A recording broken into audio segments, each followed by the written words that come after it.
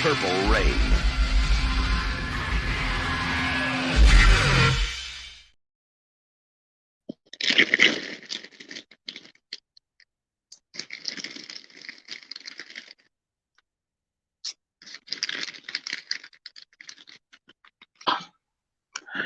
God damn it, man! I used to miss that voiceover guy for movie trailers, man. I think he passed away now, man. Like you remember back in those old school trailers back in the day, there was always that one familiar voice that would always voice over the trailers.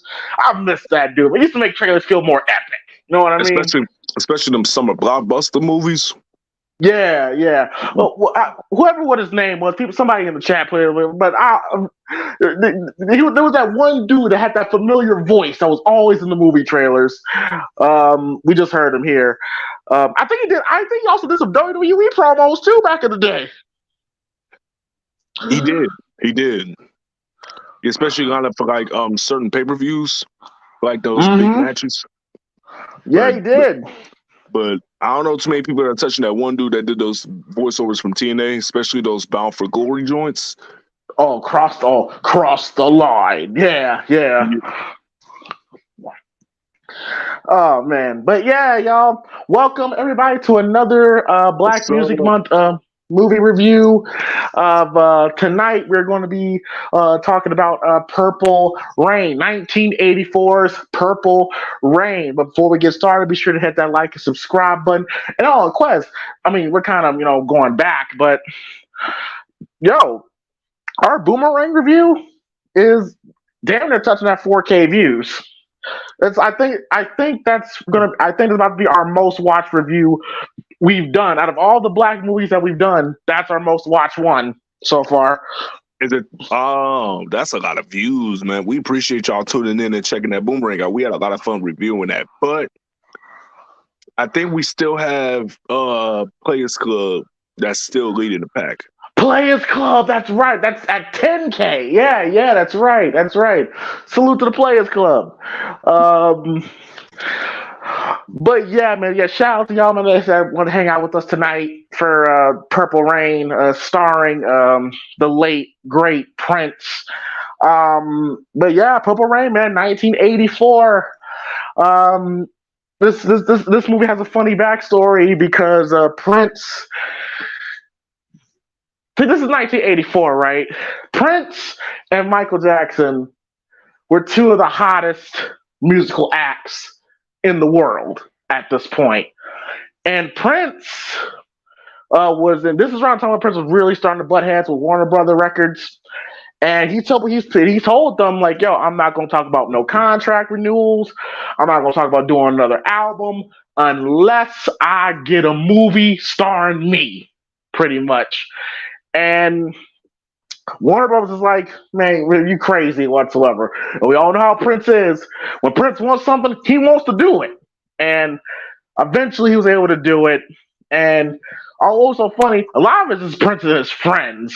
Really, there's really no big name director. The director would let him go to be Prince's manager.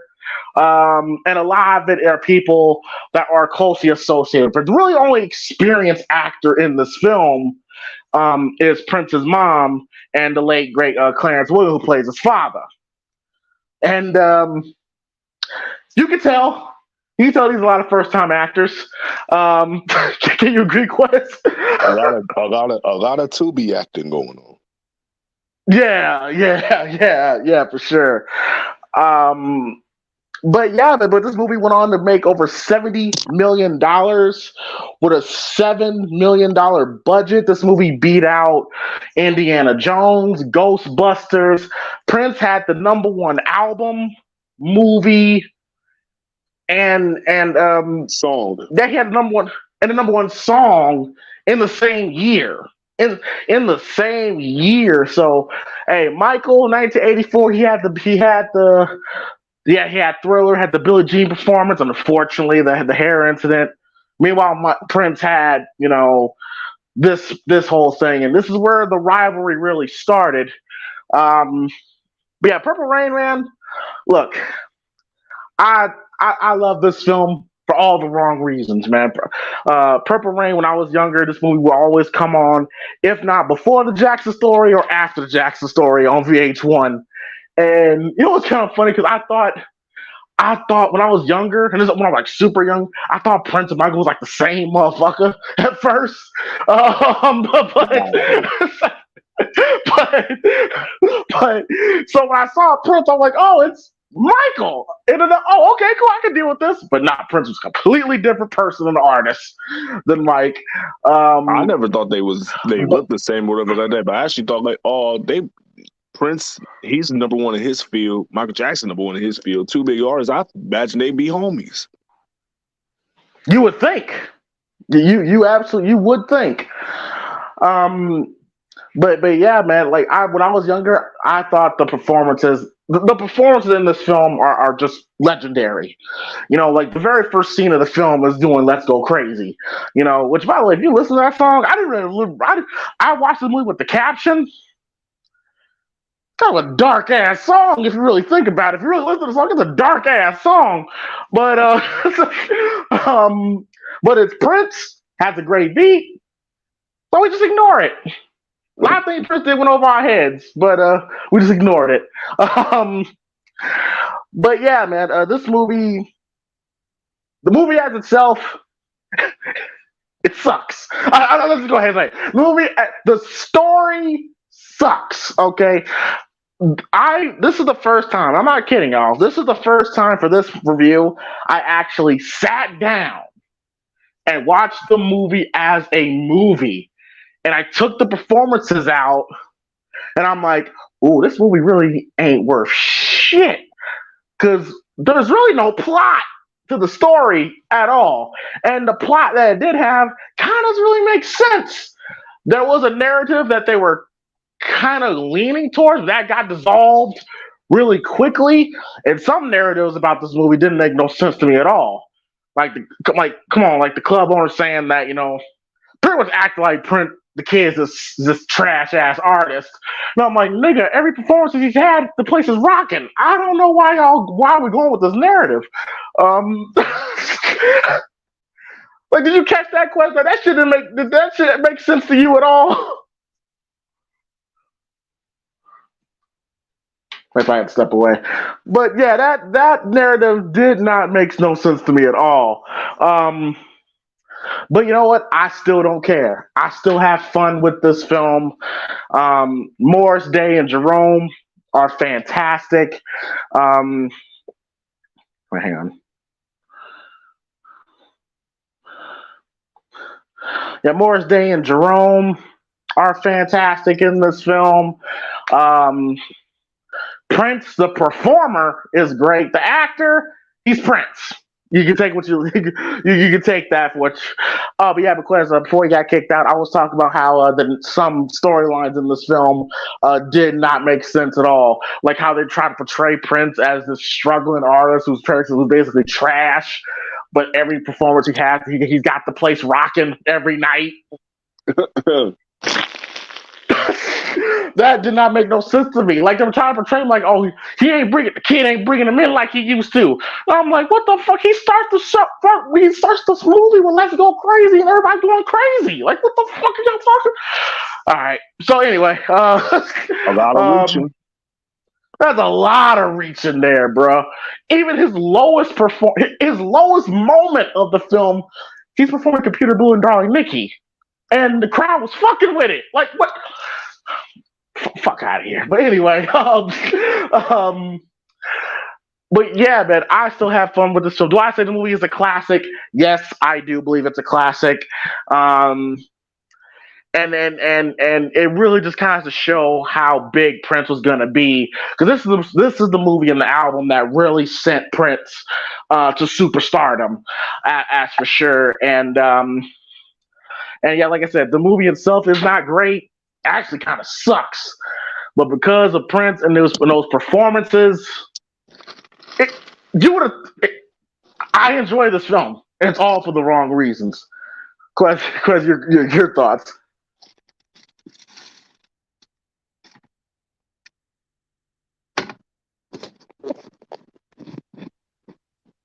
Quez. I hate StreamYard. What did you ask? Your thoughts on Purple Rain overall? First time watched it just to get it out the way. My first time watching the movie, I always heard about it. I know some of Prince's music, but I want to get to understand like what's the big hype about it. And I watched it through a lens of like looking for the story rather than the music. It was like great performance, but I didn't really like the story behind it that they attempted to tell. So I just got like lost while watching it. And and I think I was paying a little bit too much deep attention to the storylines. And then just like the acting behind it wasn't strong. So it, to be completely honest, I don't know how many other times I would watch this movie again outside of like the performance arts that I could just look up on YouTube, because it wasn't strongly performed on the acting side.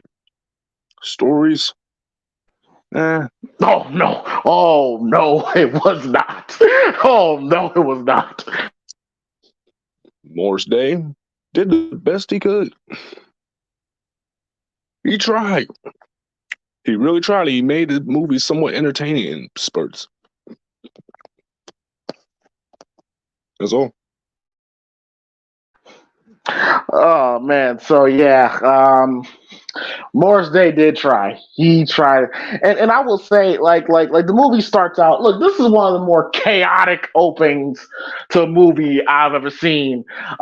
Where the movie starts out right away with Prince performing "Let's Go Crazy," one of my personal favorite Prince songs ever. And I was just telling the people, Quez, before he got kicked out, if you really listen to "Let's Go Crazy," it's a dark ass record when you really listen to it. Did you pay attention to the lyrics watching this?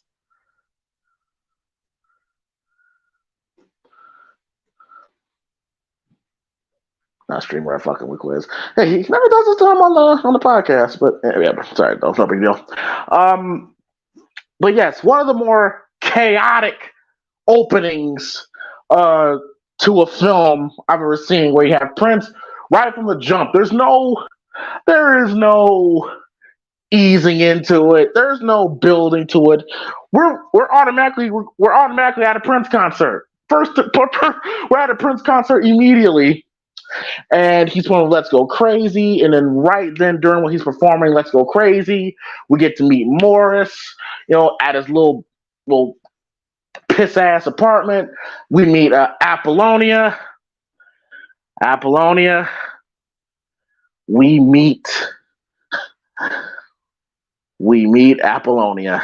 And all I gotta say when it comes to Apollonia,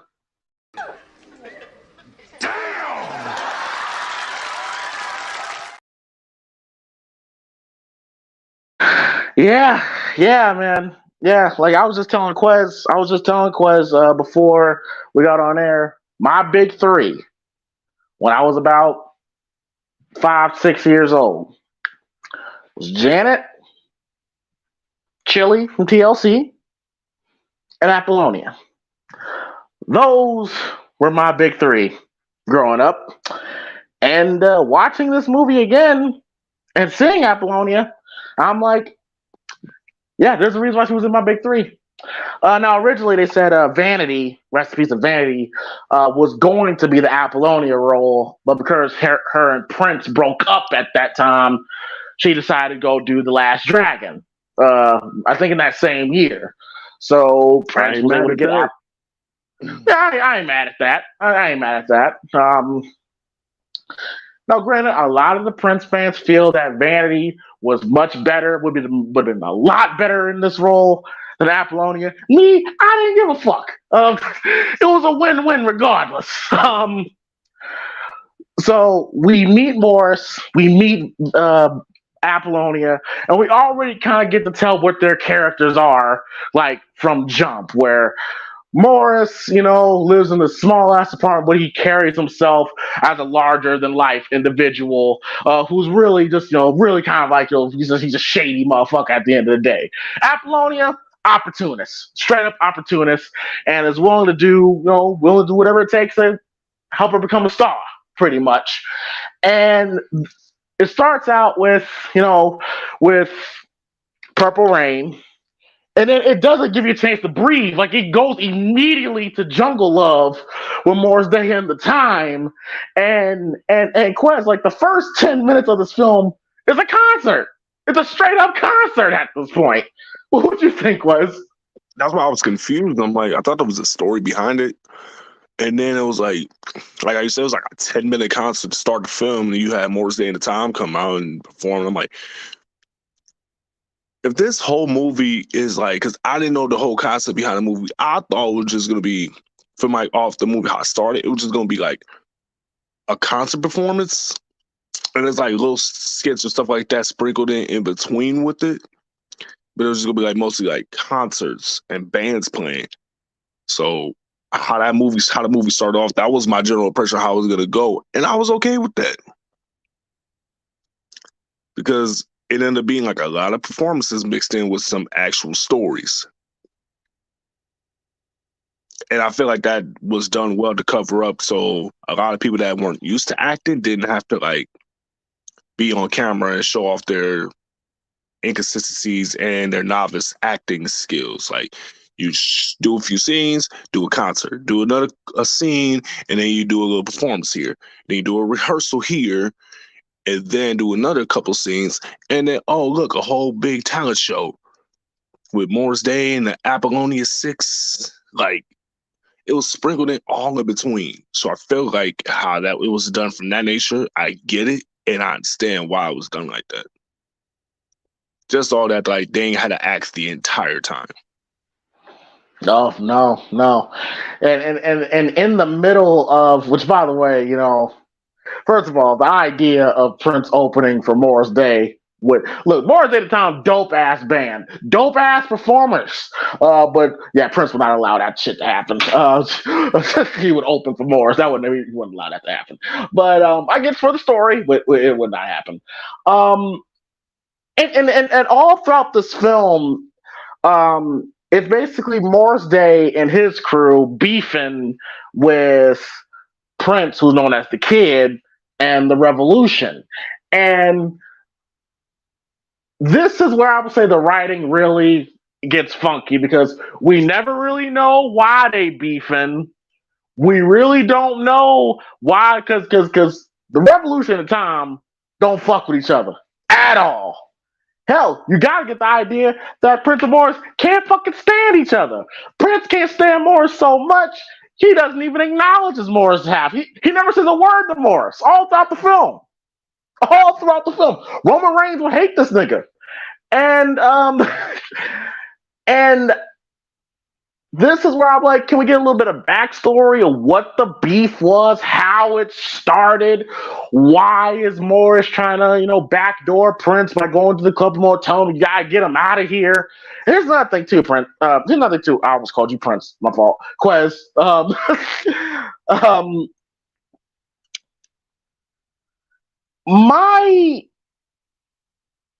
Here's my thing. You look at these two performances with Let's Go Crazy and Jungle Love. Prince and the Revolution is clearly more of a rock band, more on the rock side of things. As Morris Day and the Time are more of a funk pop group. Why exactly are they beefing? It ain't like they have the same styles. It's two completely different styles. I know Prince fans that, okay, the Time is the brainchild of Prince. I get all that. But in this particular story, the Revolution and the Time are beefing. And I'm like, it kind of really doesn't make sense. That'd be like if New Edition was beefing with, I don't know, Journey or something like that. It just kind of really doesn't vibe with why they're really beefing. So that's basically that whole conflict of the film is Morris Day and the kid and Apollonia basically getting in the middle of these two. And then on top of that, you got this very toxic relationship with Apollonia and the kid, where right away it's very strange. Like, I get Prince was the man back in the day. Prince was the man. He could listen. Very few dudes could pull off wearing heels and makeup and looking like a woman and would steal your woman at the same time. I get it. But how he goes about getting Apollonia is very fucking weird. Okay, first of all, you might as well call this shit 50 Shades of Purple, because he's pretty much like, it's really creepy. Like, the first time we see Apollonia, he's standing behind her and all that stuff, and he disappears into the shadows and all that stuff. Like, he mind fucks Apollonia. I was just like, why are we going this route with it? So he meets Apollonia at the club. Then we establish, on top of the beef between his band and Morris's band, that he comes from a abused household, where the late great Clarence Williams and his mom, he's always abusing his mom. They're always fighting. So much so that that's one of the first things we see in the film after these performances is Clarence Williams smacking the shit out of Prince while Prince tries to get in between. And when I talk about just smacking him, Clarence Williams smacks this motherfucker to the next room, like 30, 40 feet. And like, when I first saw him smack Prince to the next room, I immediately thought of this. He'll tell it like he gave me some kind of Bruce Lee cross kick or something. I kicked the shit out of him, man.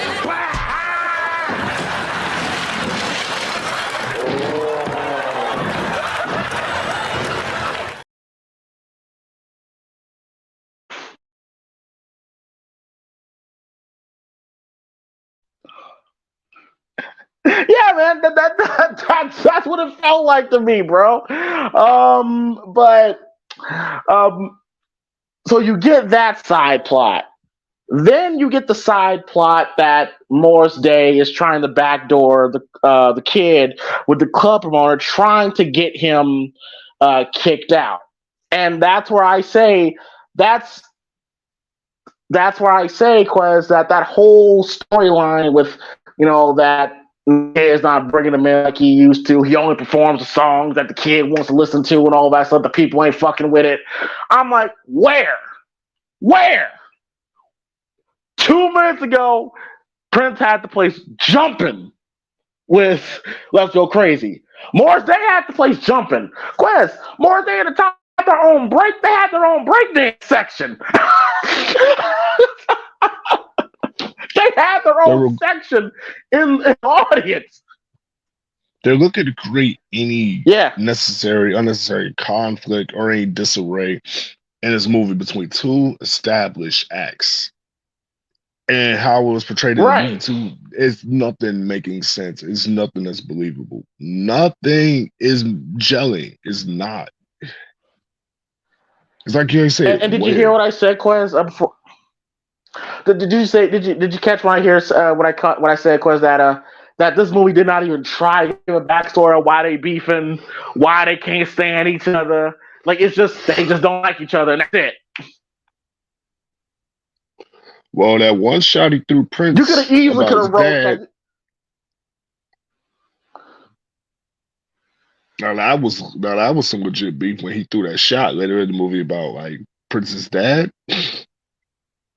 Yeah, but that's later on. That's later on. The movie starts out and they don't fuck with each other, and the movie covers that Tom and the Revolution don't like each other at all. Which, again, I'm just repeating what I said. Really doesn't make sense because, one, their music styles aren't the same. Those are more of a rock band. Morris Day is more of a funk band, so I really don't get why their styles is meshing up.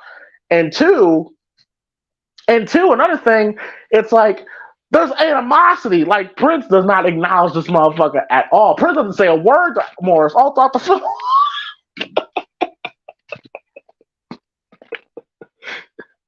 Doesn't say a word to him. But yeah, so you got that. Then you got the conflict of him at his home when Clarence Williams knocked the shit out of Prince all the way from the living room to the kitchen. And again, I'm going to say this too. The fact that Prince was able to do what he did on that stage in heels and ride a motorcycle is impressive. His daddy ain't had to do him like that, though. Well, I mean, hey, he tried to get in the way, and then he said, "Get your pirate looking ass away from me." And then, so you got that. He caught back and smacked the crap out of him. That's just disrespect. He did, man. That smacked him like he was watching the Jackson story, man. Oh shit. So then you got then we got the relationship where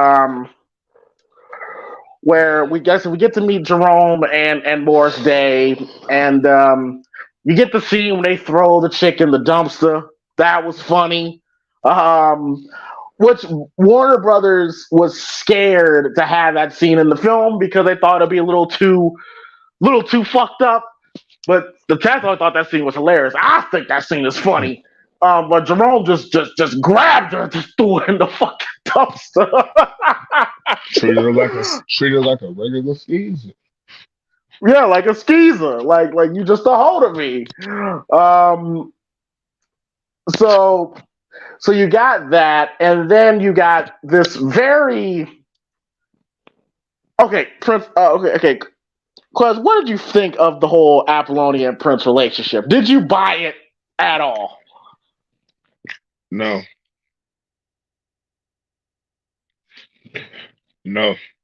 I just looked at Apollonia just like it's another one of these jump offs back to the stage. God damn, man! I'm sorry.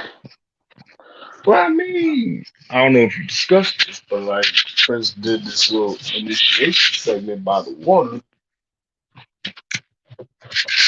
No other woman in a right mind would do what she did unless. Well, yeah. He treated in the beginning. He did treat Apollonia like a groupie. He did.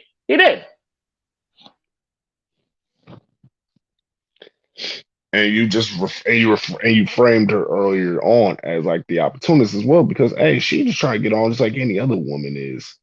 You know, she's just trying to make it big. She's trying to find her lane and be famous. You know, and she found another dude that was incredibly popular in the kid and wanted to see like she can ride his coattails and get to be a star on her own merit. Yeah, so, ride something. I was trying to avoid that. I was gonna mention that. I was trying. But you saw the scene. You saw the scene with them in the barn. Mm-hmm. But the point is I didn't buy their relationship like a genuine like relationship with what they could have been. You know, it was more so like she wanted to be a star. Prince wanted to get his dick sucked. You know, win-win, and he ended up getting the free guitar out of it too. And I will say this though, credit to Apollonia because I get it was the time back then, but if you got a woman in today's time to do the things that Apollonia does in this film, you know, because look, that whole Pure Price in Lake Minnetonka, that was just the movie telling us that this is the scene where Apollonia gets naked for the men, pretty much. And she was looking a little too happy to take that shirt off. She took it off. She took it off and then just jumped, like let her breast bounce, like shake, like that type of game. Like you could tell this wasn't her first time doing that. Look, man. I'm just all right, Quez. I'm warning. I'm gonna be a little bit biased. I hear everything you're saying, but I'm just like she can do whatever the hell she wants. But And look where it got her.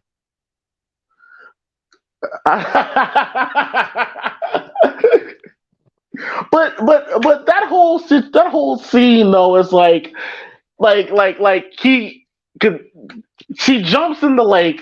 First of all he robbed her. By the way, did you peep that, Quest? He robbed her.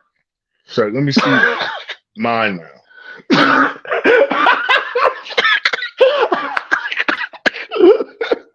He pretty much robbed her, bro. And then I'm like, oh, so this is how this relationship gonna start, huh? Okay, toxic already. Got it.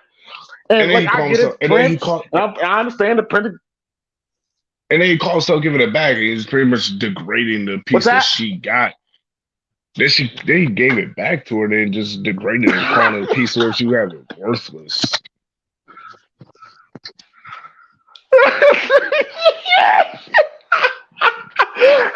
Look, I understand Prince could look. Only Prince can do that, man. Only Prince can go up to a random woman and say, "Give me that jewelry." And the women back then, I'm sure. They said, "Sure, Prince." You know, like Prince had that. Look, Prince had that power over women, bro. But he ain't had that power to stop his daddy from beating his mama ass. Oh well, I mean, he can't win them all. Okay, it only works for the women, not for the niggas. So he robs her pretty much, and takes her to Lake Minnetonka. Well, supposedly Lake Minnetonka, and like I said, Princess pretty much views Apollonia as a groupie. He treats her like one, and she jumps in the lake. That's not Lake Minnetonka. That would piss a normal woman off, right? To not want to fuck with dude. But she still gets back on the bike and she kissed him on the cheek. And I'm like, this is not gonna be a healthy relationship at all. This is not going to relationship. So we clearly established the kid likes to humiliate people, and Apollonia is okay with being a submissive. Hey, you know what? Whatever makes them happy, and then Prince with that smooth shit to get to the ultimate goal. Yeah, like she's willing to take some humiliations, you know, just to get to the ultimate goal. And then Prince said that smooth, like, "Don't get my seat all wet." This nigga, man. Yeah, like, so I'm still side-eyeing Prince. You let a hoe kiss you with some dirty swamp lips after she just took a whole dip in that dirty ass water. Well, the movie star said that the kid is a fucking weirdo. He's a weirdo. Look. Let's just go ahead and say this. Let's go ahead and say the okay. The kid is not likable. He is not a likable guy. And they say this is kind of loosely based off, his real life. And they say that Prince, especially early in his career, had some asshole tendencies to him. But he's not a likable guy at all in this film. Like he comes off as psychotic, masochistic, enjoys humiliating people.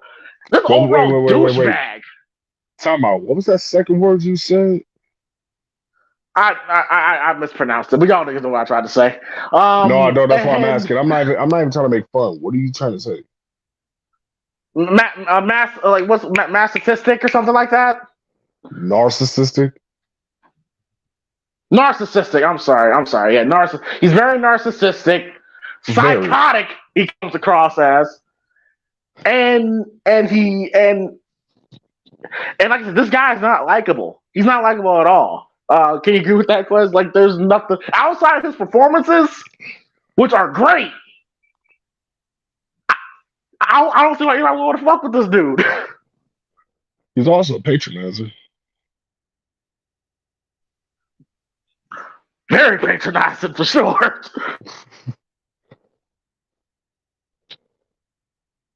I don't know if this was the design where Chris wanted to go to as a character for this film. I don't know if this is what he wanted to delve into deeper with, because he said it was loosely based on his story. But at the end of the day, it's just like it goes to the more showing of like being non-realistic. If you're not even like the real prince and you just the kid and you're known as the kid, and I don't care how much pull you have, you're using your prince aura to draw women. When if you're supposed to be this nobody that's just good at music, it's not carrying over legitimately. You are using your inner character prince to pull women and have the influence on women to do what you're doing, even though in this film you are not Prince. You're the kid. So that together is just that math is not mathing on how you're blending these characters together. That's what's making some of these parts like just non-realistic.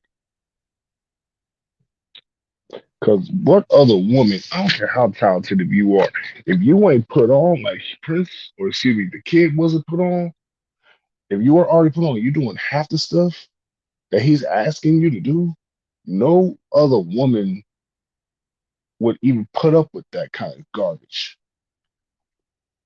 They're not. Unless if it was really Prince. But that's not Prince in this movie. It's just the kid. And also, and he's very disrespectful to like what we established that he was supposed to have a meeting with the club owner, and he just like like he doesn't really care, and it's like here's the thing, I look at Purple Rain, I look at 8 Mile because they kind of follow the same patterns, and B Rabbit is way more likable than the kid is, way more likable. Because B Rabbit live at home in a trailer. Mom, I'm coming home to you. Oh, like shit. You don't feel more sympathetic because at least the kid just got to deal with his father beating his mother. This dude, B Rabbit got to do it with a dude from high school tapping his mom's. Oh man, that would piss me the fuck off, man.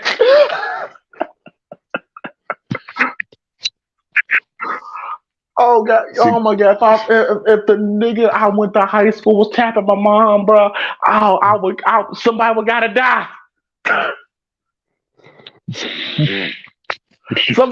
somebody gotta die. Yeah. At that point, like, nah, bro, you ain't touching my mom, bro. Especially if it's a dude at high school, you ain't rock with. Yeah, exactly, bro. Like he was one of those. Like if he was like one of them, like too cool for high school type dudes, like one of them. And then as soon as he graduated, he realized he ain't shit without school, and he's like, "Oh, well, at least I got your mom." See, the kid ain't had to deal with none of that. He ain't had to get it. He ain't worried about getting shoot out to the parking lot and worry about his best friend getting shot in the nuts. He ain't had to deal with that. But he did have to deal. And that's actually kind of a segue I kind of want to get into. On top of the fact that him and Morris are beefing, on top of the fact that he supposedly is an artist that isn't bringing in people like he used to, on top of the fact that his father's beating on his mama, by the way, her acting was, he's crazy. It's like, oh my god.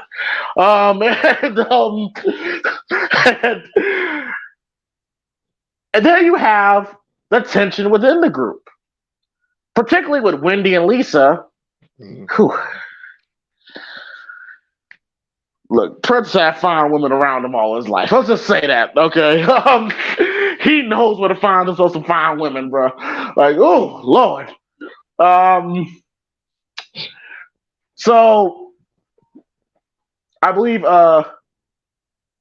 Lisa, I think it was Lisa. Yeah, Lisa is irritated at Prince because he doesn't want to listen to any other music.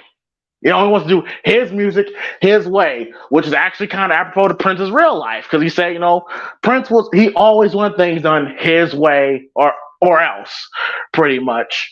And you got that tension going on. And then he's got a ventriloquist where he's telling him to his Bammer's face that I don't need your music. I'm doing fine without it whatsoever. And it's like, yo, he's supposed to be the protagonist? Look, say what you want to say about Morris, and Morris just come across as a shady nigga himself, but he's more charismatic and likable. Case in point, the scene with the what's the password scene, iconic scene, when Herman Jerome's going back and forth. But like, I could watch a movie with Morris and Jerome all day, every day, because those guys are funny. Like, let's have some action. I want to see asses wiggling. I want some perfection.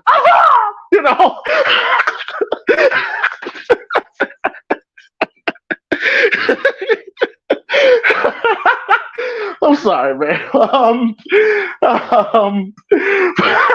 That shit kills me every time.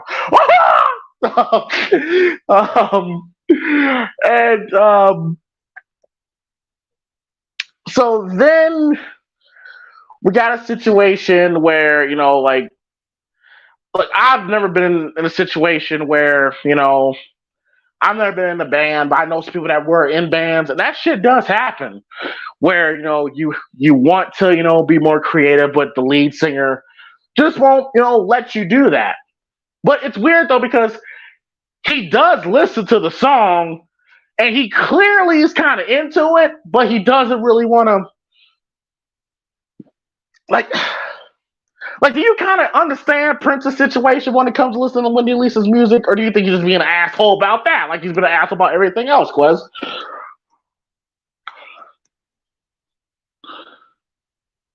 God damn. But I kicked him out again. But yeah, so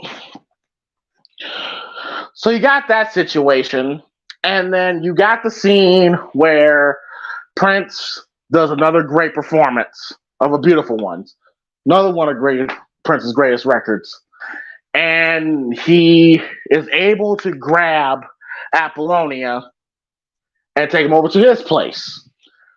And Quez made a great point. This ain't Prince. This is the kid. And I don't see what kind of woman would deal with this shit. So takes him over to his place. And does some... Okay, first he plays some music with a woman crying backwards, right? Where it makes it sound like she's moaning. Then he looks like he does like a little spell on Apollonia. And he does like a little spell, and then goes pretty much, and then proceeds to pretty much do the American Pie on Apollonia. And if you see an American Pie, you know what I'm talking about, what he does with the pie with his fingers. And I will say, Apollonia, nice body. Great body. Great boobs. And yeah, she's the shit. So and I gotta say, for Apollonia to allow herself to put herself in that situation where, she's getting pretty much fingered pretty much on camera, and I hope they paid Apollonia millions and millions of dollars to do that. But so Prince smashes Apollonia after his second day of meeting her. Yeah, you pointed it out. They was doing it. They was pretty much practically almost doing it on scene, man. Well, yeah, you caught that too, Quez. We literally saw Prince and that one fucking, like, on camera. Like, literally fucking. Like, Prince snuck knuckle deep under her panties. Like, damn, bro. Like, he did. He did. And I was just like, hey. So basically, this movie literally, you can literally say this movie is just a day in the life of Prince, especially in the 80s. And there would be no difference. But then I was just talking about that because Stringer kicked you out again. I was talking about how Prince pretty much sang the panties off Apollonia because she was there to meet Morris, right? Mm-hmm. And then I was telling everybody that look, Morris comes across as a shady motherfucker himself, but Morris is charismatic. Like he's coming across a little bit more likable than the kid. He says your lips will make a lollipop happy. He said, "You the finest motherfucker I've seen in my life." Excuse me, you look really nice tonight. And then Apollonia was she was entertaining it because, hey, that's the key to get to a woman if you make them laugh, and she was making them laugh. And then Prince saw this and she was with Morris, and Prince was like, "I bet." Sang a beautiful ones, it was over. It was over. All I had to do was sing a beautiful one to Apollonia, and that was it. And what was so funny about that scene was the second that the DJ introduced the time while Morris is on the date with Apollonia, you saw them Morris' face. He was like, "Fuck!" Like he knew it. He knew it. He knew it was over. Like he gave his best shot quickly before Prince got on that stage, bro.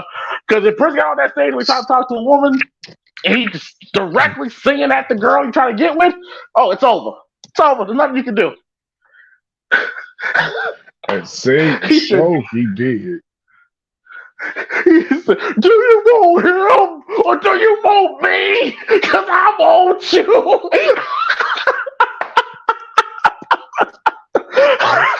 I'm like, damn, Prince. Prince was a bad motherfucker, bro, when it comes to performing, bro. Bad motherfucker.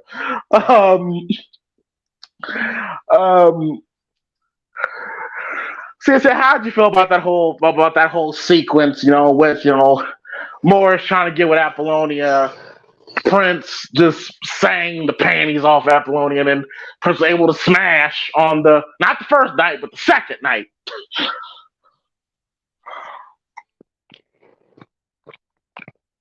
Morris tried. He failed.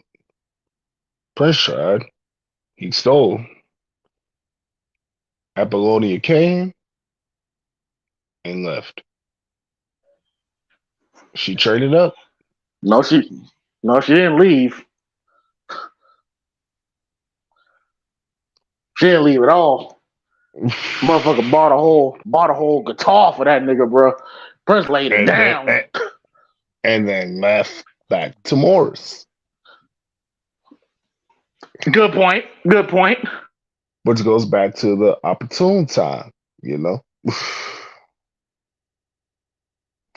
Which is, I'm like, yo, did you really get him that? Because, like, were you actually really feeling him? Or you just got him the guitar to cushion the blow of, like, yo, I'm going to your op. But here's his guitar, though, first.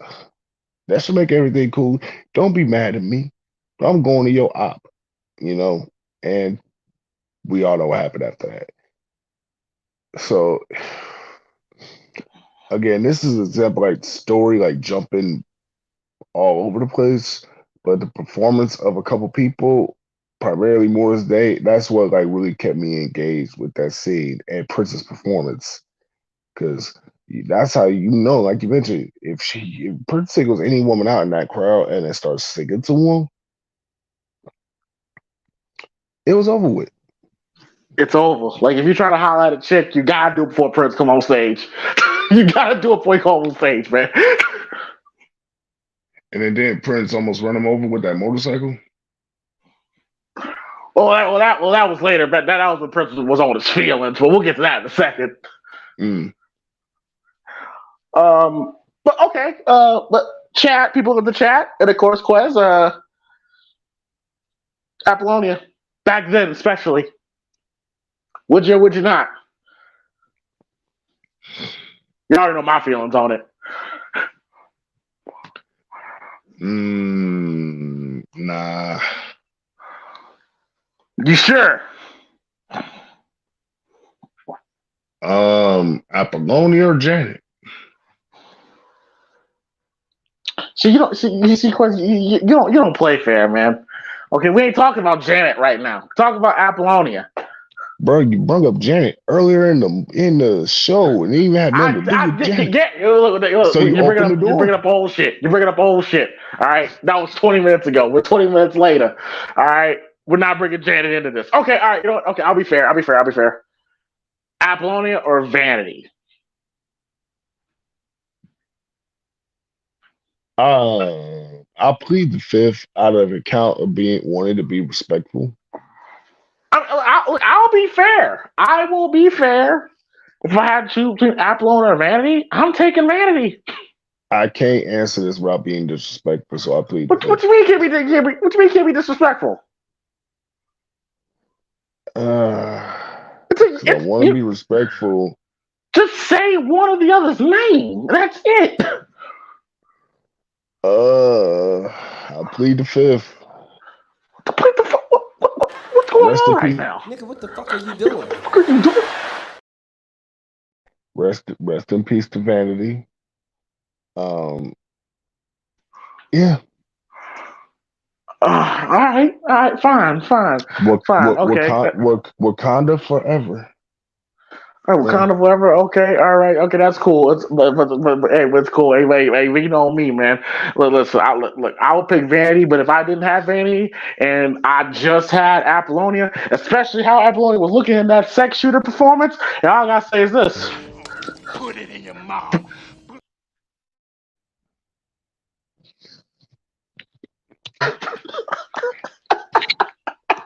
I don't think that's how Prince would have told her that. You don't think Prince would have? All right, man. So then, all right. So I guess the kid and Apollonia are a couple. I guess. And as far as Prince knows. Well, I mean, they've only known each other for like what? 2 days? 2-3 days? Well, back then it was a little bit more encouraged. Like if you gave the box up to somebody, then you gotta put a title on it. Like, what are y'all? No, that's true. Yeah, that at that point in time. So then, Morris Day runs up to Apollonia. It's kind of funny how he has the car. We have to bang on the door for the fucking thing to work.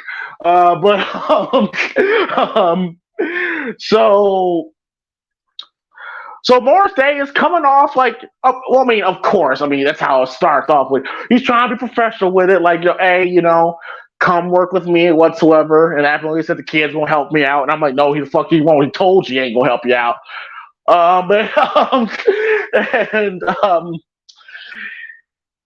And so then he's like trying to think he wants her to be the lead singer of his group.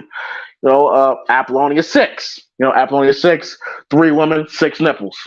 Another creation of Prince. And Apollonia's like, all right, cool.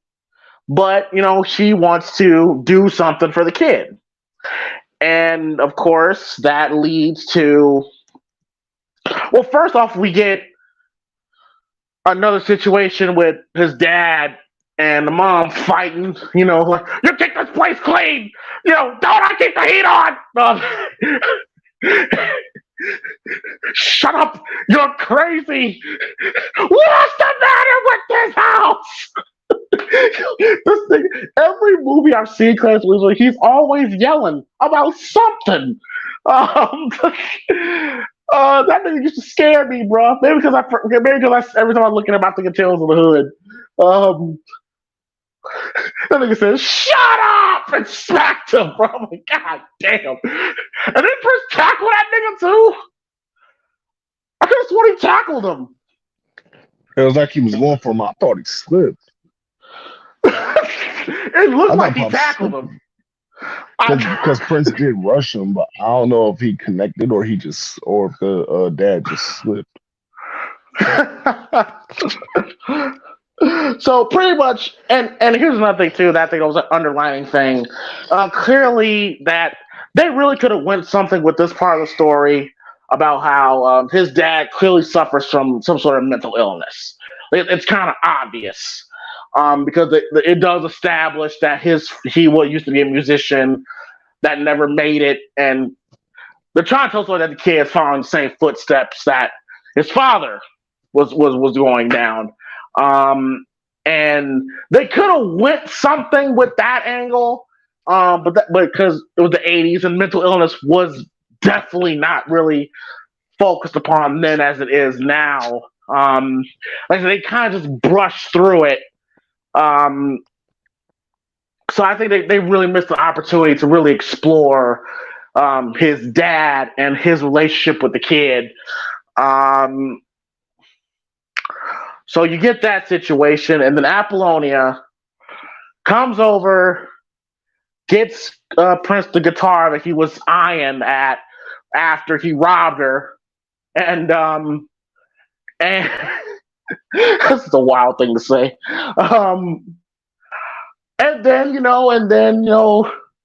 then Prince pretty much claimed Apollonia as his girl, because he gave her the earring whatsoever, and then then she act like they act like a high school couple in the scene, right? Where and look, in high school, there's some shit we used to do in high school. When we had a girlfriend, we did something that would make it claim, like they would either wear our shirt or wear our Letterman jacket. We'll wear something along that we would give them to her, and they could wear it out in public, pretty much. He gives her the earring, right? So I guess that makes it official, right? And this is where the movie turns, where she says she's joining Morris's group. 5'2" of Princess Fury charged up, smacked the shit out of Apollonia. So far, she did a whole spin, and it was an instant smack too. He didn't even hesitate. That was his natural reaction. And here's the most wild thing about this, Quez. He never apologized. At the very end of the film, I'm kind of jumping ahead a little bit. We're supposed to believe that he's redeemed himself. He's never said sorry for all the foul shit he's done to Apollonia. All he's like, don't I make you happy? I just don't want you in my life this way. All that stuff. And I'm like, this is some creepy shit that you're doing right now, Prince, but all right. And then she runs off. And after meeting each other for like 4 days, that's the first quote-unquote conflict in the relationship. What do you think about that scene, Quez, when Prince flipped out?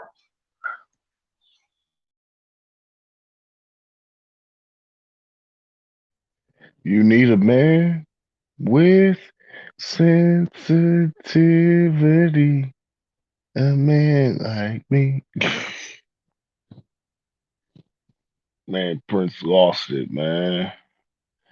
He let himself get finessed, even though in the beginning where he knew what she was on, he just let his guard down a little bit and he just exploded. That smack was completely unnecessary. That was some female type stuff. Like, as a man, you don't condone yourself that way. You don't. And then that whole lead up with that smack and then how she sold it, I'm like, girl, this is not a cartoon. He even smack you that hard. Like, come on, man. That was just a little over dramatic, in my opinion.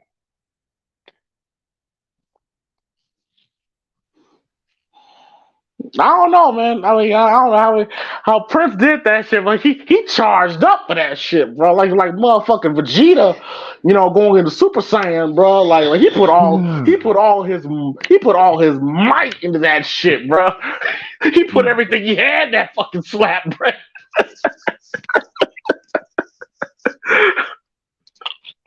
Like father, like son, bro. 5 feet of 5 feet of the kid smack her like that, bro. And also, I was gonna before streamer kicked you off.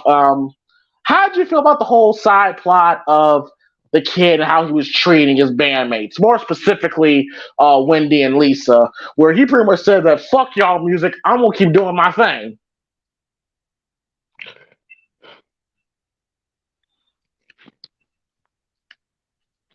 Yeah, maybe that's the part where they're talking about where the music is getting stagnant, and slowly but surely, not a lot of people are rocking with it because it's the same style and the same sound all this time. And if they actually explored that more accurately, it would have made sense, and they could have pulled it off plausibly. As far as Apollonia is I'm sorry, concerned, Quez. I'm sorry, Quez. I'm sorry, Quez. Just real quick, I thought Jill the Barton was fucking gorgeous, but I'm sorry. Go ahead. I'm sorry. oh, and like I'm saying, like as far as like the case with Apollonia, it's just like, yo, you knew what you was doing. She caught feelings for Prince too. She caught feelings for the kid, but she knew what she had to do. She had to maintain that objective while in the meantime ruining a potential relationship between you and the kid. Because you looking out for number one and people that you think will help you get there. But that's just my thing. All right. So, all right. So now there's more conflict going on right now. Like him and his girl, I guess his supposed girlfriend after 5 days, having problems. The club owner is telling him that we have too many acts in this club. One of them has to go. So he's pretty much threatening that the revolution is going to be pretty much fired from the club if they don't get their acts right. And I'm Which like, again, what they do? It was rocking. Exactly. Like that does not make sense to me. I'm just like he performed "Let's Go" out of the performances that we've seen. He performed "Let's Go Crazy," had the place jumping. A Beautiful Ones had the place jumping.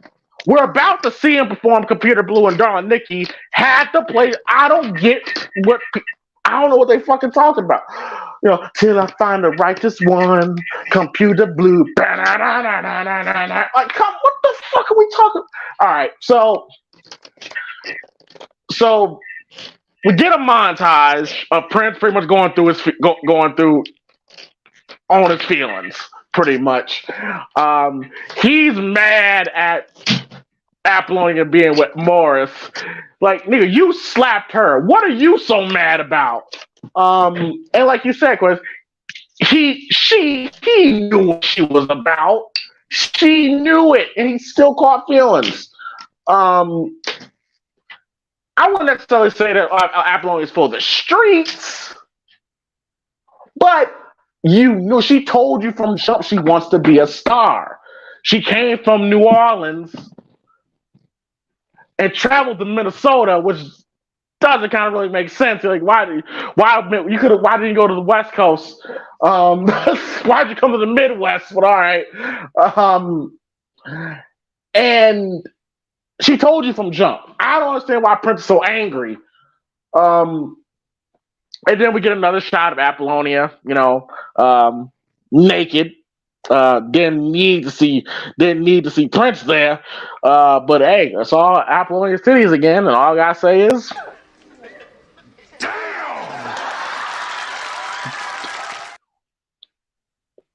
well,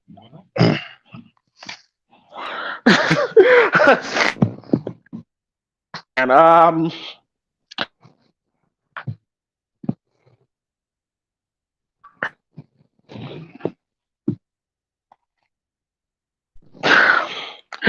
Yeah, exactly.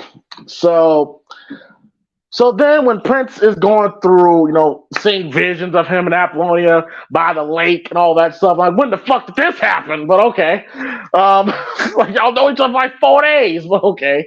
Like, this nigga Prince act like he's been with this woman for like a year or two when it's just been 4 days. Like, what the fuck? Alright, so now Prince comes home, sees his mom on the curb, and he's like, he's had enough. He's had enough. He's over it now. He goes, answer me, motherfucker! And then he does a little twirl in anger, which fucking kills me. Quez, please tell me you noticed that, bro. Tell me you peeped that, bro. Answer me, motherfucker!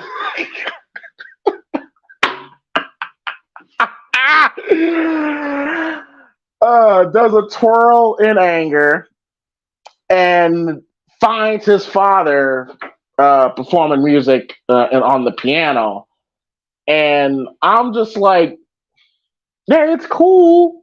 It's kind of cool that y'all are kind of connecting on this shit.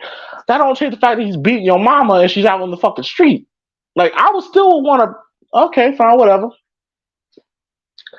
And his father still kind of shits on him. She was like, I don't write my music. That's the difference between you and me. I don't have to write my music. I'm like, what the fuck is wrong with writing music? Okay. So then we get to Computer Blue and Darling Nikki. This is supposed to be the lowest points of the film. And Prince has the place jumping. It's a great performance. Prince is he was out of his mind in this performance. The presentation, the state, like Prince does not give the credit he deserves as a guitarist and as a performer, I think, sometimes. But again, Michael and Prince were two completely different styles. But Prince could give you a fucking show. And performance is like, if you're not going to watch the Computer Blue performance, it's a great performance. And Wendy was looking good. And I thought, yeah, I know she's a lesbian, but I don't care, but she was looking good.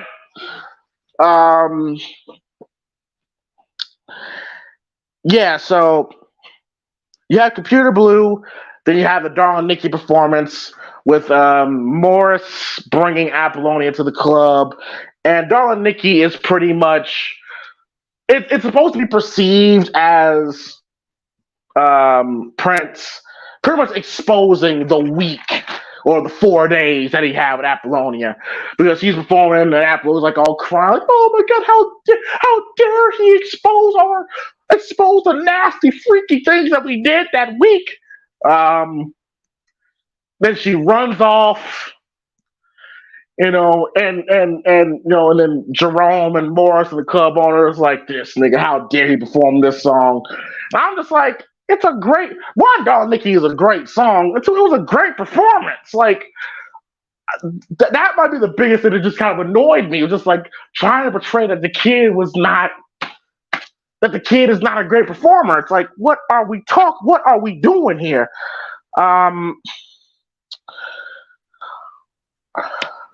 Yeah, he's performing Darling Nikki, and like I said, it's being perceived that he's pretty much exposing Apollonia right in front of the whole crowd, discussing all the freaky shit that they did in that 4 days. And then Apollonia's like, oh, I'm appalled. Yeah, that was some sensitive shit. Yeah, you're right. And then Apollonia just, oh, I'm appalled. I'm humiliated. And she ran out the fucking club. She ran out. She dipped out. Ain't turned back. She dipped. She dipped, bro. She did. Come back, Nikki. Come back. It was humping the speakers, bro. Oh, Prince! If you watch Prince from '80s and watch Prince in his later years, he obviously got very much more conservative with his performances. Prince was wild, bro, but it was still a great performer. And I was just telling the people, Quez, for StreamYard, I don't know why they fucking with you tonight, Quez, but I said Prince does not get the credit he deserves. One, as a guitarist, so I think sometimes as a performer as well. But do you think that Prince is kind of underrated? No, especially as a guitarist. Like as a guitarist, he can give Jimmy and all the boys a run for his money. I don't think he's underrated as much as when Prince was around. He would always talk about how he writes everything, he composes a lot, he plays all his own instruments, especially when he be trying to sun somebody that either calls him out or he finds some talent that he doesn't think is worth his time. And he will throw out like also Prince too, like Prince projects himself like really quickly, self-taught. He's self-taught. Like all the instruments he played, like he taught himself. Nobody taught him.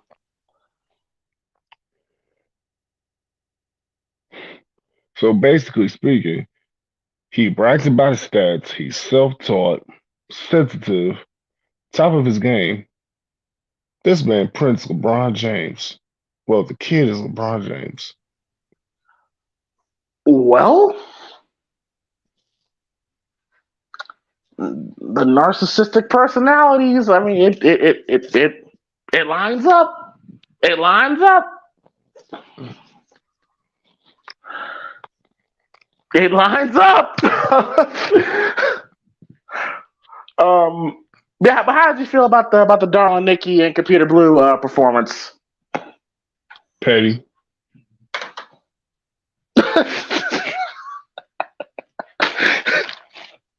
Yeah, it was because he was on his feelings, bro, about Apollonia. But I will say this though, but when that nigga was simulating Wendy giving him top on stage, bro, I'm like, this nigga crazy, bro. Especially that Wendy especially knowing that Wendy was a lesbian at the time. I don't give a fuck. I was still a smash. Fuck, I should fuck the shit out of Wendy. But all they wanted was Prince to do their music. And he said, "What you willing to do? What you willing to do?" And what was so great, Jill, which clearly the movie established that Jill, the bartender, she clearly has a crush on Kid, and Kid won't give her a fucking time of day. And the fact she was looking salty as shit. That specific part of the performance.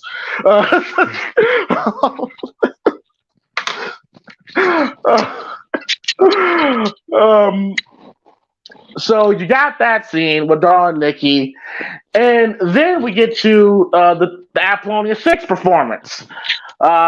Sex shooter, shooting my love your direction. You know, Apollonia looking good. She looked good, damn good. And Prince was there in the shadows, like motherfucking Batman. And and she was still rocking with the nigga, bro. She still had on, because she saw him in the audience.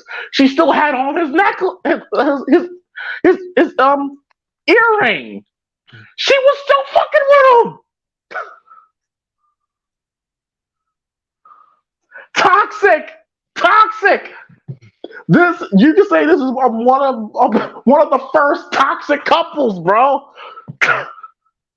He smacked the shit out of you, publicly humiliated you in the public, and you still rock with him, bro. Because she clearly saw him. She pointed out the necklace. That's clear. That's a sign that I still like you. And I'm like, and that's and there you go, and there you go. There you go. You see, women, I tell people, women from today are not that much different from the women 30 years ago. All right? It's still the same shit. Only difference is women looked better back then. So, the Apollonia, and thoughts on the Apollonia 6 sex shooter performance?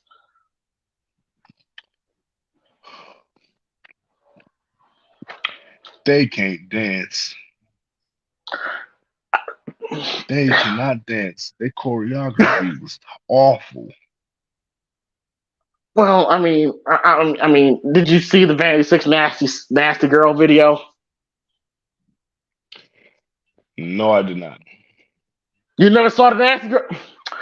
Man, look, all I'll say is this. I know you said you'd be respectful to Vanity because he passed away. I said it all throughout this video. We'll say it again. Prince has had fine women around him all his life. Damn. Great video. Great song. By the way, most of this music in this film produced by Prince. Jungle Love, The Bird, Sex Shooter. Prince, that's another thing Prince I don't think he gets credit for as a producer. Very underrated producer. Agreed. So the Sex Shooter, yeah, exactly. The Sex Shooter performance is a success. It's a success. They rocking with Apollonia 6, 3 women, 6 nipples. Apollonia 6, get it? Prince was a genius.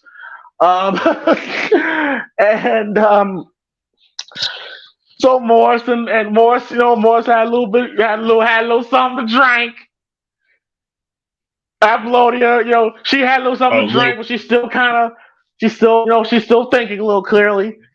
A little. That fool was twisted.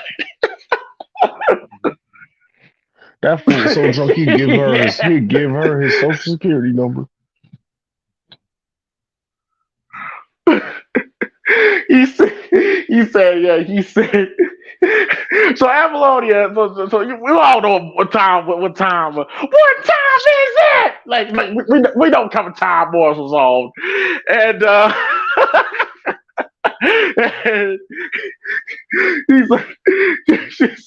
he's like, where's Jerome? Baby, I gave him the night off. Why? He steps back and shows you like, that nigga was a fool, man. And then, like, once again, like a gay ass Batman, like he shows up out the shadows again, and like, but he's so cool and that want to be Batman. Bro, dude, for real, like.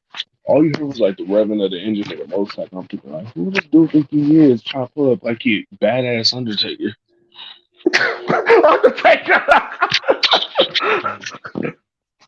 And then this dude literally just jumped. He literally just appeared from the darkness and knocks Morris over. Like he could have killed Morris, bro. Knocks Morris over, and then with Prince and that, intense Prince. Like he's like, get on, come on, and no. Apple tries to run. She tries to run from the kid. She got to run from him because now kid's on some psycho killer shit now. Like he's on some pissed off ex-boyfriend. I'm gonna kill you, mentality right now. But she goes to a dead end. That's when Prince catches up to her. Like come on. And then, like, come on, bitch! And she gets on the bike. Now, if I'm a female, last thing I'm doing is getting on my, I guess, ex-boyfriend's bike who's angry, who doesn't mind killing the motherfucker right now because he just ran over Morris. And the first place that he takes me to is under a bridge in the dark.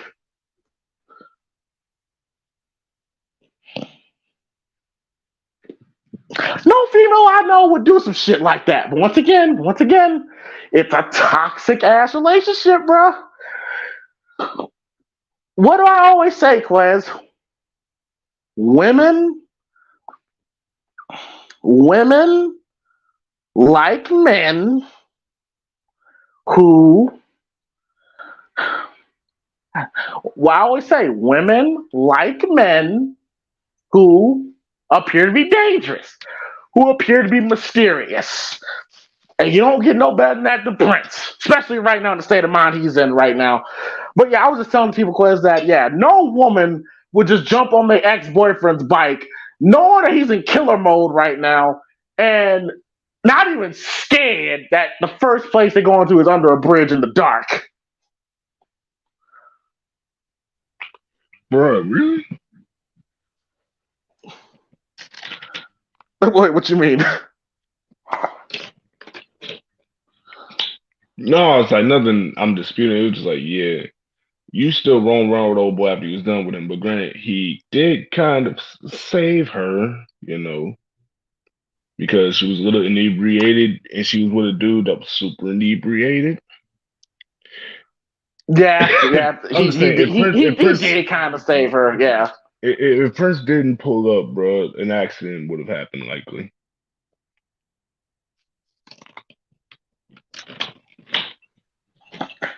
But here's another thing too, and I was thinking about this. I was thinking about this. I was thinking about this while I was watching this film.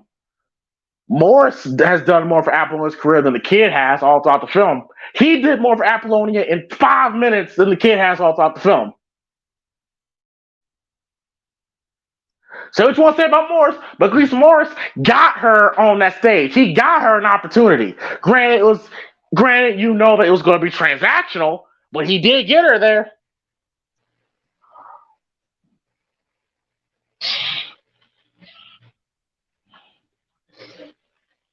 Yeah, but it's like how you pointed out before.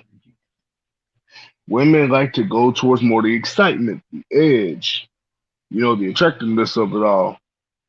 And Morris couldn't provide that. He just had his own ulterior motives to try and get what Apollonia. The kid had presented something else that she believes is what more in the long run. So and somehow she fell for the kid's spell that she just couldn't shake. So I guess that's why you look at it as why she keeps crawling back after each and every single mishap.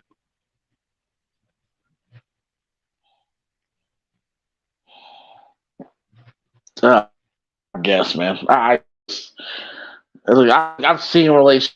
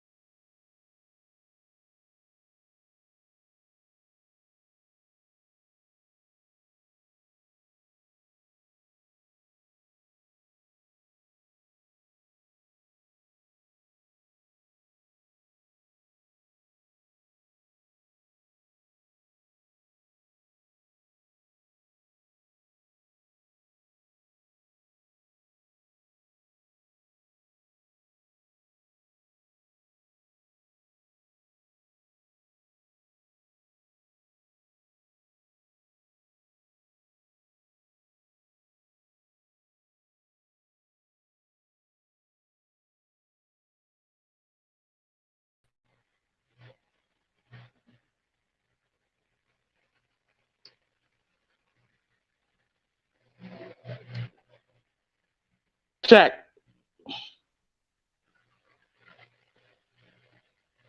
Can you hear me, Quez? Yeah, what happened? I don't know. StreamYard kicked me out too, man. I don't know, man. Not even messing with me, man. But it's all good. We're back. Okay, what was I talking about? What scene were we talking about, Quez? It was more so like we were just leaning towards discussing shoot. The kid and Apple's relationship and how toxic it is. Yeah. Oh yes. Yeah. We talk about how I've seen relationships like Apollonia and the kids before in my life, and it never ends well. It never does. And again, like I said, I've said it before. I'm gonna say it again. no different than how women back then are no different how they are now. They just evolved. So, all right. So Prince Apollonia, they're under the bridge, and they get into another fight immediately. First off, now granted, Apollonia did look good in that lingerie. I understand, Prince, but yeah, how he went about it was wrong. All right, one, she tried to cover up. He's like, and then he forces himself on her. Again, I get she's looking good. One, she's drunk. She's not thinking clearly. Prince, okay, strike one on your part there. Two, she starts drinking. And he's like, come on, don't do that. He's like, you can't tell me what to do. I'm like, oh, gosh. Oh, got the actor. God damn. And because he kind of triggers off that because apparently his mom had a drinking problem. So that was another trigger. So she slaps the shit out of, I think she slapped the shit out of her hand. And then she does something. I think she punches him, right? Yeah, she popped him. Yeah, she popped him. Then he mushes her down, and he's about to do the old, ground and pound. And then she's like, do it. Come on. Do it. And I'm just like, yo, this is literally just a relationship I saw. Okay. And then he kind of, he gets off of her. She runs off, and I guess it's supposed to signify the end of the relationship because she throws the earring back at him and runs off. And then that when Prince is like, oh shit, she really is gone. That's all it took? An earring? Yeah, that's all it took. Out of everything else, that was the moment where you realize that, you know what, maybe I should start treating Apollonia better. So he lost his girl. He's at odds with his band. He's about to get fired from the club. It's all going bad for Prince right now, even though I don't understand why he's getting fired, but okay. And then he comes home, and now his dad tried to delete himself. And I will say, this sequence here is the best acting from Prince all throughout this film. Can you agree with me on that, Quez? I won't disagree. Yeah, like the scene when the police are over asking him questions, and what was great about this, he didn't have no dialogue, which worked out better. It worked out for the best. It was just Prince just reacting, where he's seeing the chalk outline, and he's looking around, and he's having a panic attack, and he even sees a vision of himself where he's even contemplating deleting himself. And I'm like, oh shit. So clearly there's an angle of mental illness here that you could say he kind of inherited from his dad. And I'm like, they really could have went with something with that, with this movie, because clearly Prince touches on it with this, but it just kind of just flows right by. And then, and Prince, it starts freaking out, destroying the basement whatsoever. Best acting for Prince ever. He didn't have to say a word. It was just him just reacting, which I thought was solid on his part.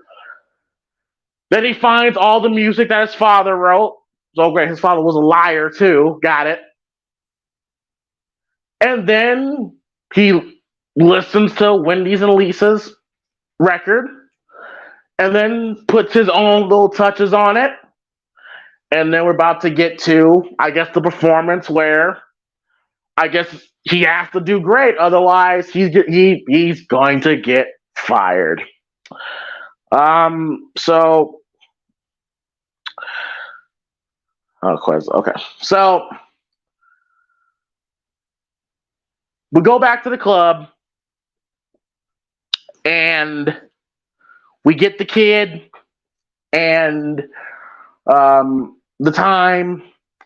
And basically, this next 20, 40 minutes is a concert. It's a great concert, but it's a concert where you have the time performing the bird, America, have you heard? Brand new dance, it's called the bird. What? Hallelujah. Oh. It's a great performance. Great performance by Morris Day and the Time. And then, like to Quez's point, this is where, okay, now it's gotten personal now. Throughout the whole film, they're throwing little digs at each other, throwing little shots at each other. But Morris cuts deep, where one, they're mocking the revolution, with the let's get crazy, let's get nuts thing. Then he's walking past the revolution's locker room. Then he steps back and he goes, "How's the family?" Listen. Credit to the kid.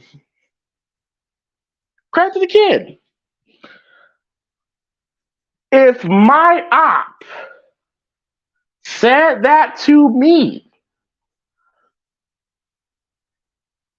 I'll be like, "Morris, I hope you're ready to die." I would lose my shit if he did some wild shit like that to me. But I guess the kid understood that, okay, he's just trying to get inside my head. He's just trying to mess with me mentally. And a little bit of depth towards Morris Day's character there, where even he stepped back and was like, "Damn, that was messed up what I said." It's like Morris Day said the line, and it's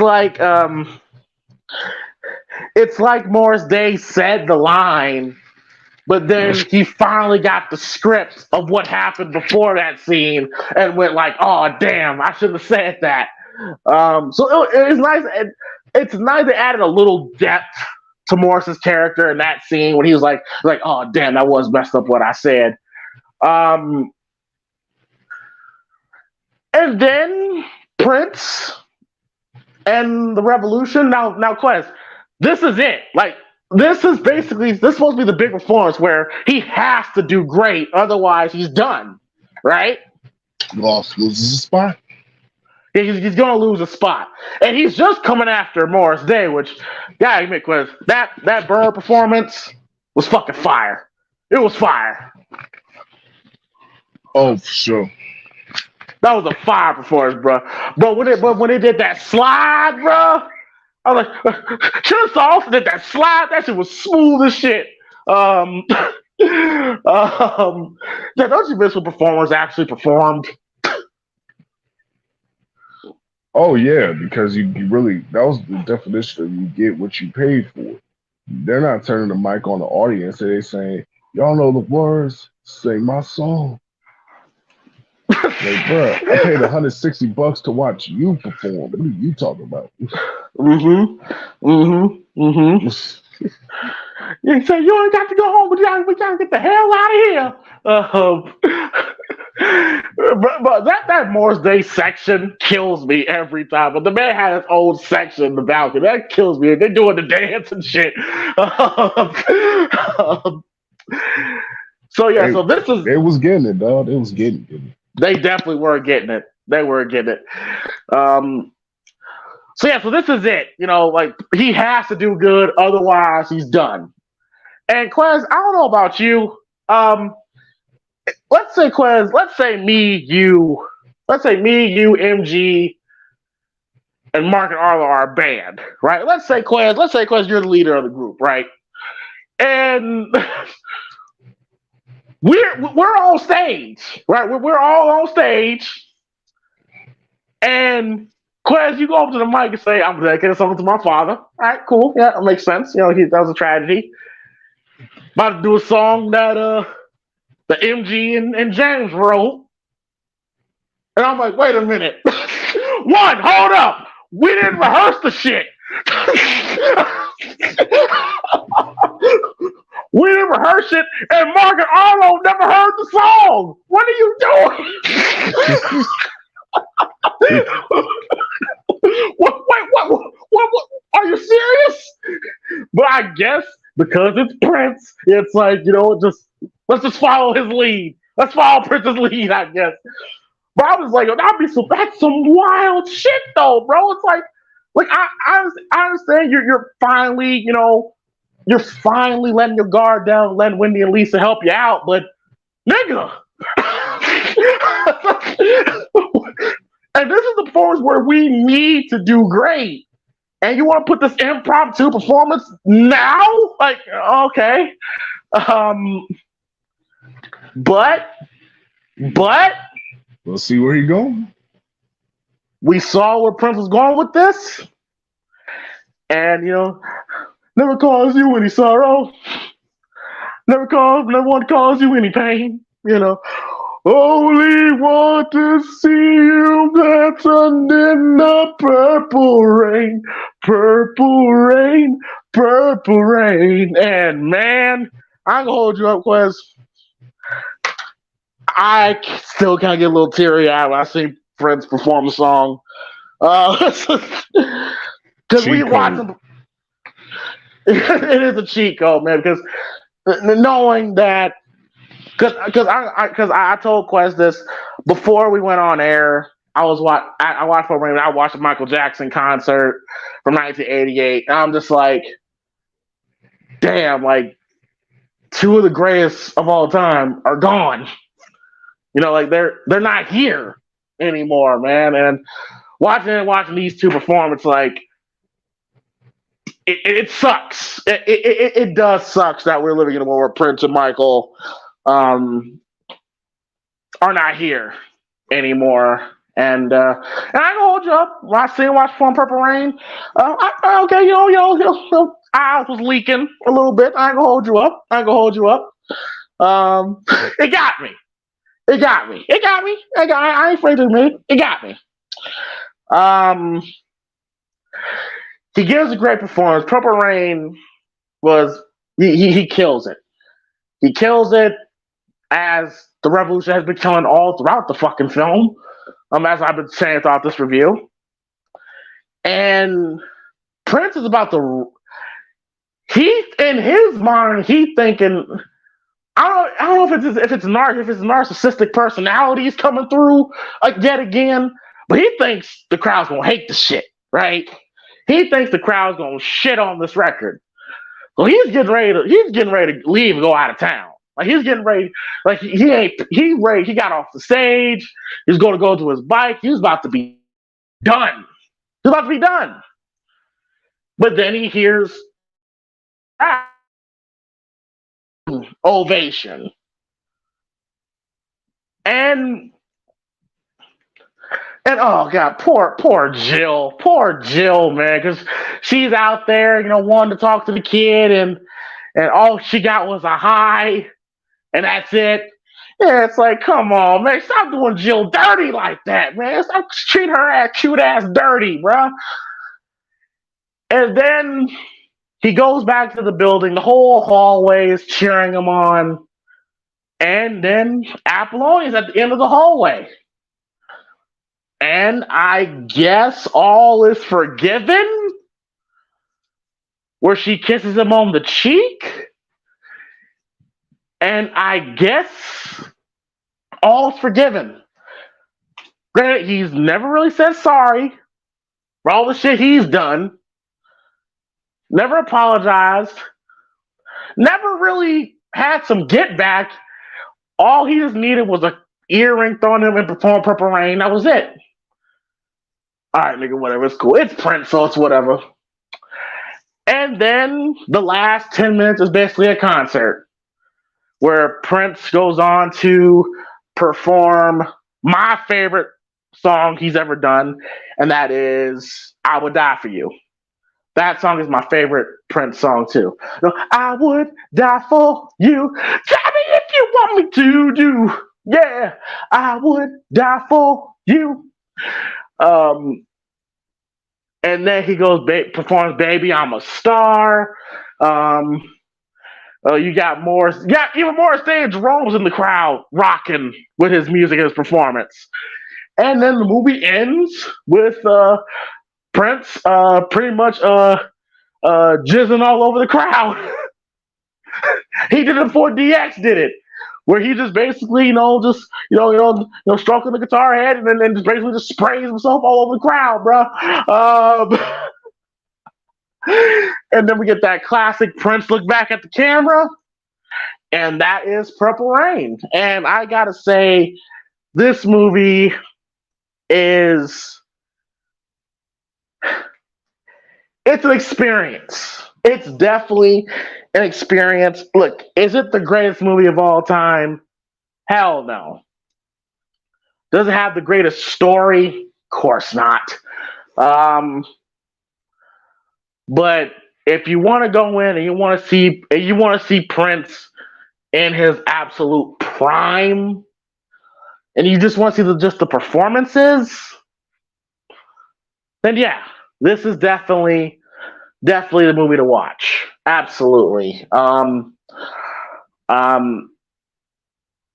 That last 40 minutes really kind of, brought a tear in my eye a little bit, with Morris Day and the Bird and Prince and the Revolution doing Purple Rain and Prince doing I Would Die For You. And I'm just like, we just don't have performers anymore. I think the last true performers we got left, I would say Chris Brown, Bruno, Beyonce, and Usher, maybe? That's really it. Like the era of Michael and Prince is done. It's done, man.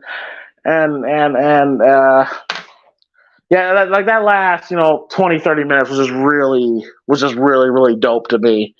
But all in all, it may sound like me and Quez shitted all over this film, but honestly though, I still enjoy this film. I enjoy this film for all the wrong reasons. Is the relationship between the kid and Apollonia toxic as hell? Absolutely. Do I think they lasted for a long time after this movie? Hell no. But it's an experience. It is definitely a ride. And you kind of just have to shut your brain off and just enjoy it for what it is. But Quez, you still there? I apologize. Quez streamers were fucking with Quez all night, man. I don't know what else to tell you. But yeah, man, I enjoy this film. Let me get some awards real quick. MVP of the film, most valuable player of the film, I would have to give it to Morris Day. Morris Day to me was the MVP of the film. None of these people outside Clarence Williams and the woman that played his mother, nobody else has had any acting experience. But Morris Day, it felt like he belonged. You know what I mean? He felt the more natural in front of the camera. Prince didn't necessarily feel natural as that. The only time he truly felt natural in his element when he was performing on the stage. When he's just acting, it was rough. The only time he felt natural, I felt he was good, was after his father tried to delete himself. That, to me, I believe, was Prince was at his best acting moments, was in that scene. The least valuable player, who was the one person in this film they could have cut out and it would have made a difference. I mean, everybody for the most part played their role.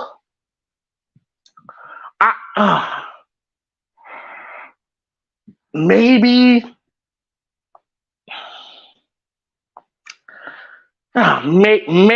Jill the bartender. I hate it because I thought she was cute. But she's just basically been dissed all throughout the fucking film, unfortunately. Can't say the club promoter. He served a purpose.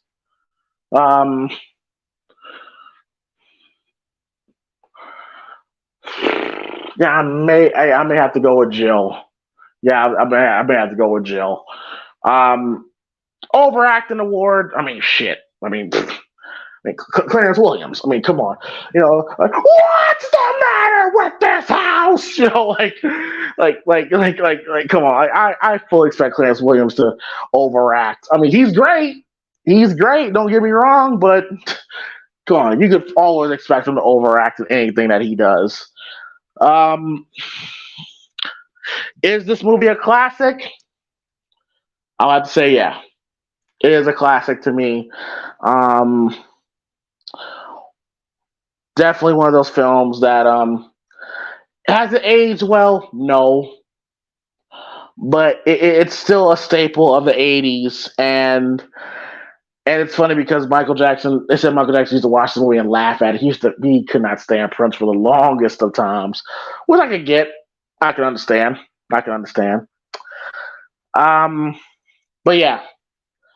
Quez, I don't know what happened to Quez, but I was really hoping to hear Quez's last thoughts on the film. But great experience this movie was to watch again. It's not a great movie, but it's still enjoyable largely because of the performances. That's it. But yeah, Purple Rain, dope movie for all the wrong reasons. But yeah, let me know your guys' thoughts. That's going to conclude the Purple Rain review. Hopefully you guys have enjoyed the review. Be sure to hit that like and subscribe button, and don't forget to check out our review on the Jacksons, and of course, the Black movie reviews. We did Boomerang, Set It Off, all those films, and of course Primetime Gorehound's episode as well.